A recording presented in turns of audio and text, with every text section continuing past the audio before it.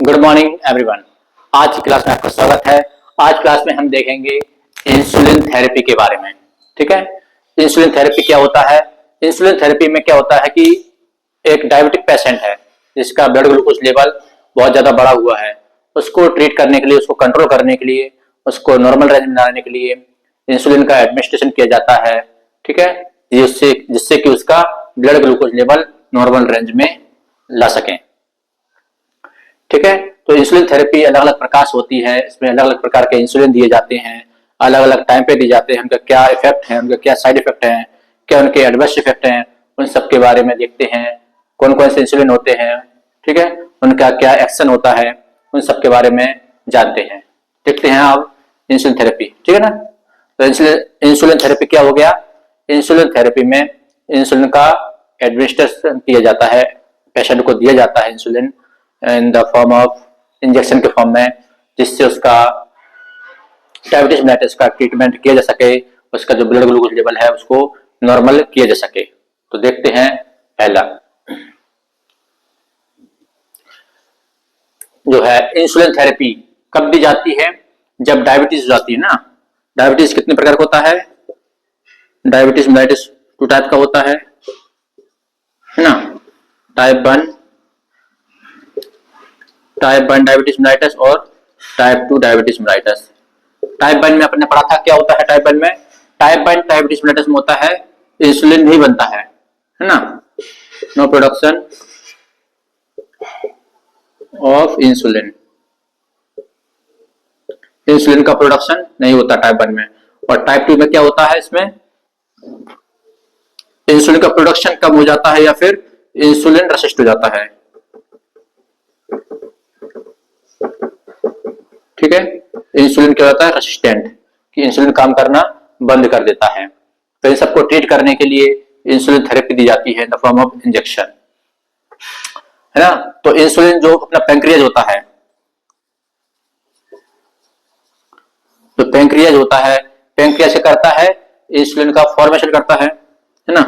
Pancreas से करता है प्रोडक्शन ऑफ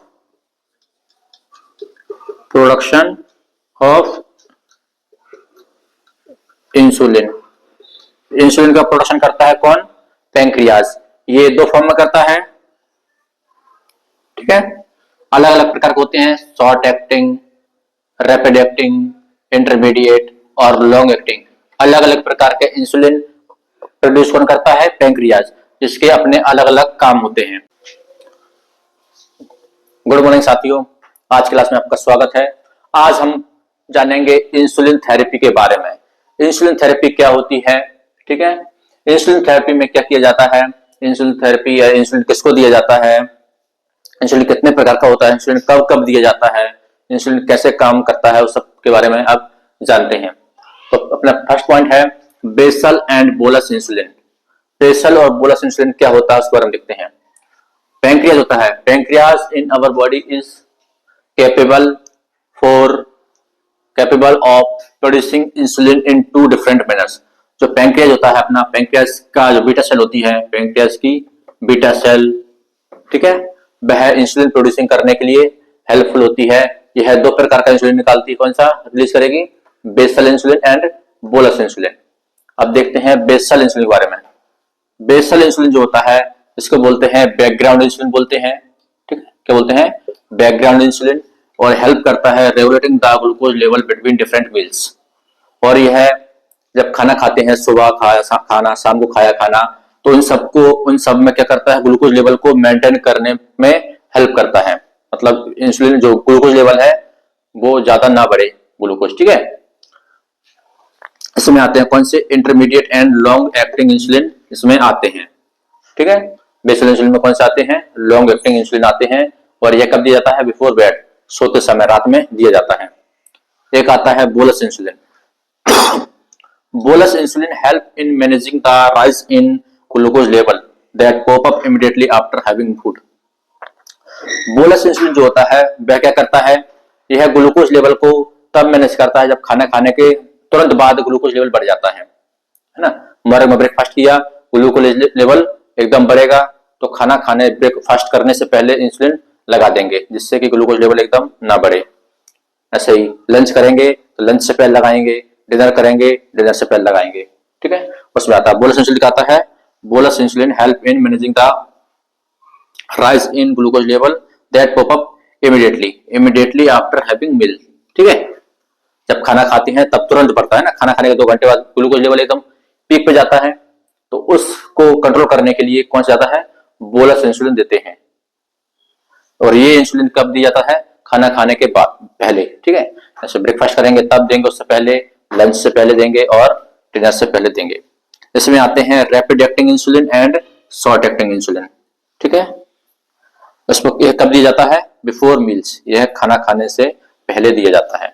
असल में बेसल इंसुलिन क्या होते हैं, ये 24 घंटे इंसुलिन अपना ग्लूकोज लेवल को मेंटेन करने में हेल्प करता है, यह दिया जाता है।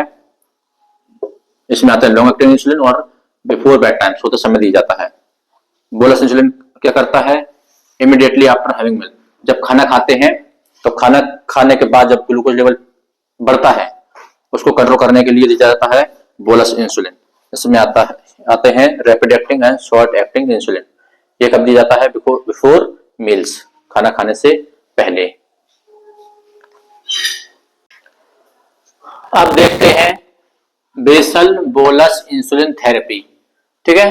इसमें क्या होता है, the basal bolus insulin therapy involves the consumption of different insulin combination of insulin treatment, ठीक है। इसमें क्या होता है, बेसल फॉर्म इंसुलिन और बोलस इंसुलिन दोनों को कॉम्बिनेशन ट्रीटमेंट के लिए दिया जाता है, ठीक है। बेसल फॉर्म और बोलस फॉर्म इंसुलिन दोनों को कॉम्बिनेशन के फॉर्म में दिया जाता है ट्रीटमेंट के लिए, ठीक है। इसमें देखते हैं बेसल इंसुलिन क्या करता है, basal insulin provides a continuous source of insulin that helps in lowering the glucose level and is a long acting, ठीक है, that staying active for 24 hours, ठीक है। बेसल इंसुलिन जो होता है वह कंटिन्यूस इंसुलिन प्रोवाइड करता है, लगातार 24 घंटे के लिए इंसुलिन प्रोवाइड करता है, जिससे कि ब्लड ग्लूकोज लेवल लोअरिंग रहता है, बढ़ा हुआ नहीं रहता है, ठीक है, लो रेंज में लगातार 24 आवर्स के लिए बना रहता है। आएगा समझ में। बेसल इंसुलिन क्या होता है, लॉन्ग एक्टिंग इंसुलिन है जो कि लगातार 24 आवर्स के लिए, 24 घंटे के लिए इंसुलिन प्रोवाइड करता है, जिससे कि ब्लड ग्लूकोज लेवल जो है वह लो रेंज में रहता है। और दूसरा होता है bolus insulin is more aggressive and powerful insulin that has a strong effect on lowering the blood glucose level but is short lived, ठीक है। बोलस इंसुलिन जो होता है वह बहुत ही एग्रेसिव और बहुत पावरफुल इंसुलिन होता है, जो कि ब्लड ग्लूकोज को तुरंत 15 मिनट में, 10 मिनट में एकदम बहुत जल्दी ब्लड ग्लूकोज को कम कर देता है। लेकिन ये इसका जो एक्शन होता है वह बहुत शॉर्ट टर्म के लिए होता है। यह है कितना देर, यह बहुत 1 घंटे 2 घंटे के लिए काम करेगा, फिर ये इसका जो इसका प्रभाव है, जो इसका इफेक्ट है वो कम हो जाएगा, ठीक है। लेकिन बेसल फॉर्म क्या होता है, यह स्लोली 24 आवर्स के लिए अपना इफेक्ट देता रहता है। ये हो गया बेसल फॉर्म और बोलस फॉर्म, दोनों कॉम्बिनेशन को क्या बोलते हैं, बेसल बोलस इंसुलिन थेरेपी। इसमें क्या होता है, कॉम्बिनेशन होता है दोनों का। यह थर्ड प्रकार का। अब देखते हैं characteristic of insulin. Insulin characteristics कौन कौन होते हैं, इसकी कुछ टर्म होती हैं, ठीक है।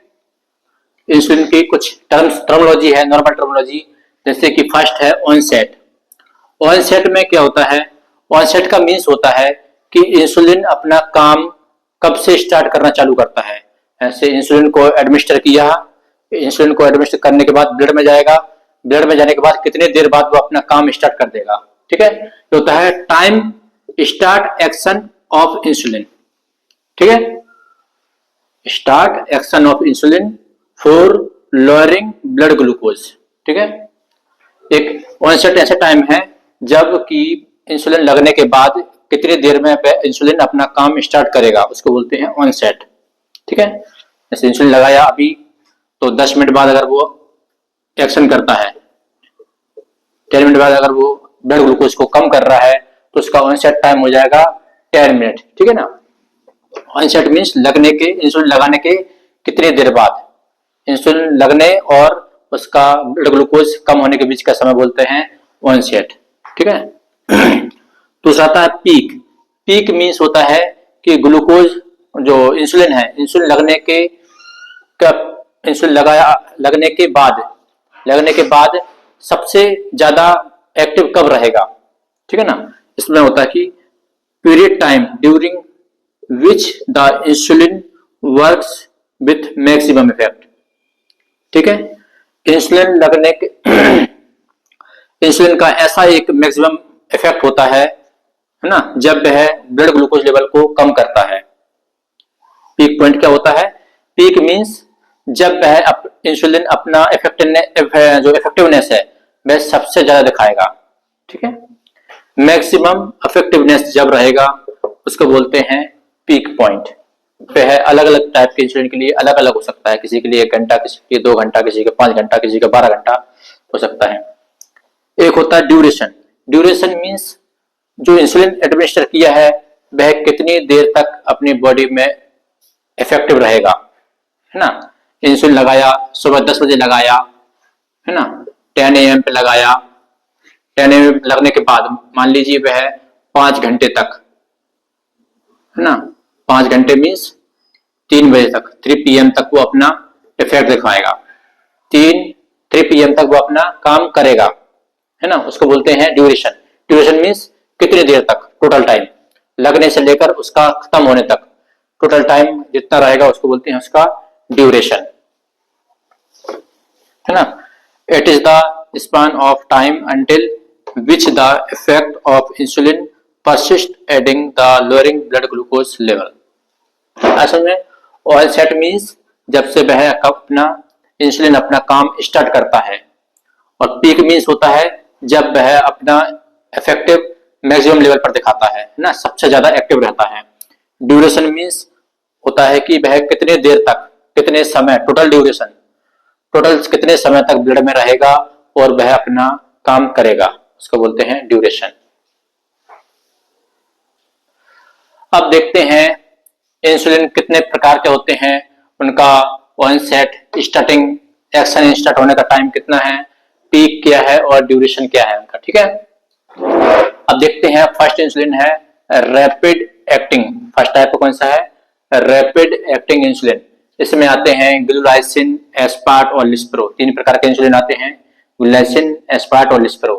इनका ऑनसेट टाइम होता है 15 मिनट। मींस 15 मिनट में वे अपना एक्शन स्टार्ट कर देते हैं। ठीक है। ब्लड ग्लूकोज लेवल कम करना स्टार्ट कर देते हैं 15 मिनट में। और पीक सबसे ज्यादा इफेक्ट कब करते हैं? वो करते हैं 1 से 2 घंटे में। इसके बाद उनका इफेक्ट कम होने लगता है और 3 से 4 घंटे बाद उनका इफेक्ट कम हो जाता है। मतलब कि जो रैपिड एक्टिंग इंसुलिन है वह 4 घंटे के लिए काम करेगा, है ना। इसके लिए इनको कब लगाते हैं? खाना खाते हैं ना, खाना खाने से पहले लगाया जाता है, जिससे कि वो जब खाना पचेगा, ग्लूकोज लेवल बढ़ेगा तो उसको मैनेज कर सके। उस समय कौन से लगाते हैं? Rapid acting insulin. दूसरा आता है शॉर्ट एक्टिंग इंसुलिन। इसमें आता है कौन सा? रेगुलर इंसुलिन आता है। ठीक है ना। इसका ऑनसेट टाइम होता है 30 मिनट से लेकर 60 मिनट तक। ठीक है। 1 घंटे तक उसका ऑनसेट टाइम होता है। मतलब वह अपना एक्शन स्टार्ट कब करता है? अपना काम स्टार्ट करता है 1 घंटे बाद, लगने के 1 घंटे बाद। अभी लगाया 11 बजे तो 12 बजे से वो अपना काम स्टार्ट कर देगा। और पीक लेवल कब होगा? 2 से 4 घंटे तक। ठीक है। लगने के 2 से 4 घंटे बाद अपना वो पीक लेवल पे मैक्सिमम इफेक्ट दिखाएगा और 6 से 10 घंटे के बाद उसका काम खत्म हो जाएगा। थर्ड आता है इंटरमीडिएट एक्टिंग इंसुलिन। इसमें आता है हिमुलिन आता है और नोवलिन आता है। इनका जो ऑनसेट टाइम होता है 1 से 2 घंटे होता है। मतलब लगने के 1 से 2 घंटे बाद वो अपना एक्शन स्टार्ट करते हैं, ग्लूकोज लेवल को कम करना स्टार्ट करते हैं। और पीक सबसे ज्यादा ग्लूकोज लेवल कब कम करेंगे? वो करेंगे लगने के, इंसुलिन लगाने के 4 से 8 घंटे बाद वो इंसुलिन अपना पीक लेवल कम कर देंगे। और ड्यूरेशन क्या रहता है उनका? 10 से लेकर 18 घंटे तक वो अपना काम करते हैं। ठीक है। और चौथा आता है long acting insulin. Long acting insulin आता है ग्लार्जिन आता है और टेटेमायर आता है। ठीक है। ग्लार्जिन और टेटेमायर इंजेक्शन जो होता है, जिस ग्लार्जिन होता है टूजियो के नाम से आता है ना, जो कि पेशेंट को रात में 9 बजे लगाते हैं, हर रात में, every night at 9 PM at bedtime, सोते समय, ठीक है। लॉन्ग एक्टिंग इंसुलिन जो होता है वह 1 से 2 घंटे में उसका ऑनसेट मतलब अपना काम स्टार्ट करता है और इसका कोई पीक लेवल नहीं होता, ठीक। लॉन्ग एक्टिंग जो इंसुलिन है इसका कोई पीक लेवल नहीं होता, वह 24 घंटे तक लगातार अपना काम करता रहता है। ड्यूरेशन कितना होता है? 24 आवर्स। तो आप इनके ड्यूरेशन के हिसाब से पता लगा सकते हैं कि कौन सा इंसुलिन दिन में कितनी बार लगेगा।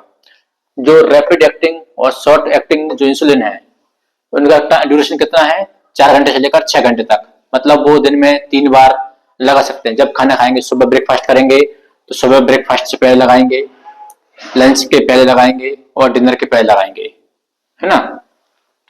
ऐसे इंटरमीडिएट जो इंसुलिन है वह उसका ड्यूरेशन कितना है? 10 से लेकर 18 घंटे तक है ना। तो इसको अपन सुबह लगाएंगे और शाम को लगाएंगे, दोनों टाइम, है ना।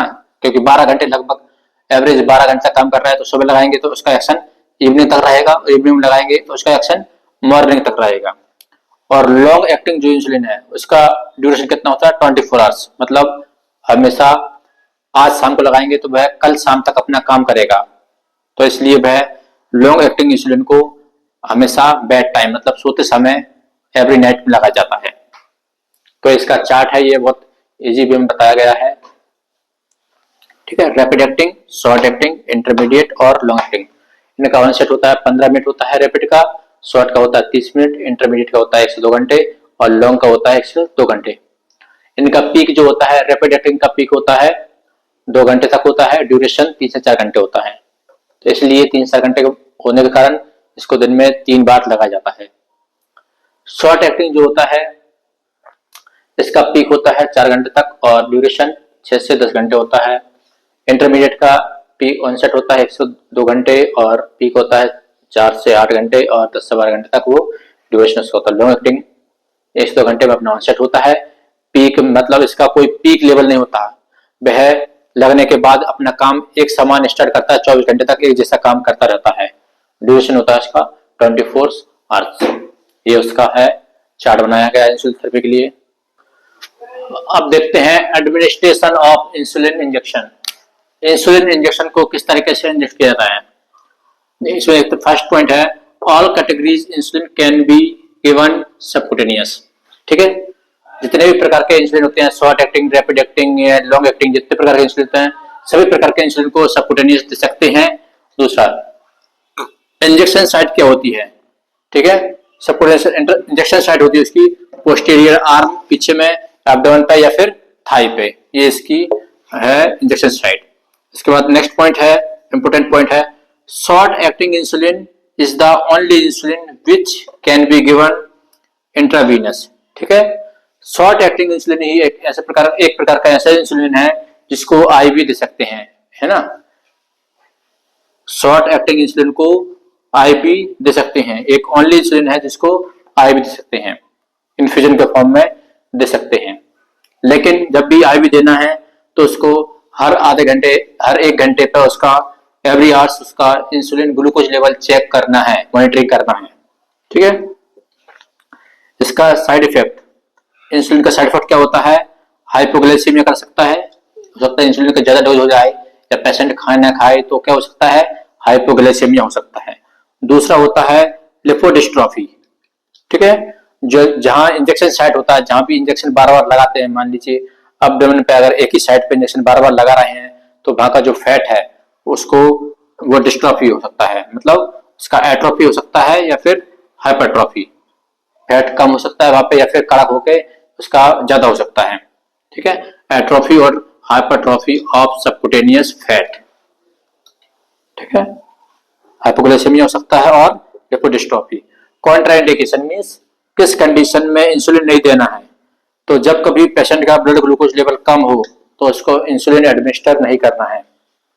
कॉन्ट्राइंडिकेशन क्या हो गया? हाइपोग्लाइसेमिया। समझ में? तो ये बहुत इंपोर्टेंट पॉइंट अच्छा है कि जो शॉर्ट एक्टिंग इंसुलिन है उसी को केवल इंट्रावीनस इन्फ्यूजन के फॉर्म में दिया जा सकता है। लेकिन इसको जब भी किसी पेशेंट को इंसुलिन इन्फ्यूजन चल रहा है इंसुलिन का, तो उसको हर घंटे पे एवरी आवर्स उसका ग्लूकोज मॉनिटरिंग करना है। तो आज की क्लास में ये इतना तक था, इंसुलिन थेरेपी के बारे में पढ़ा।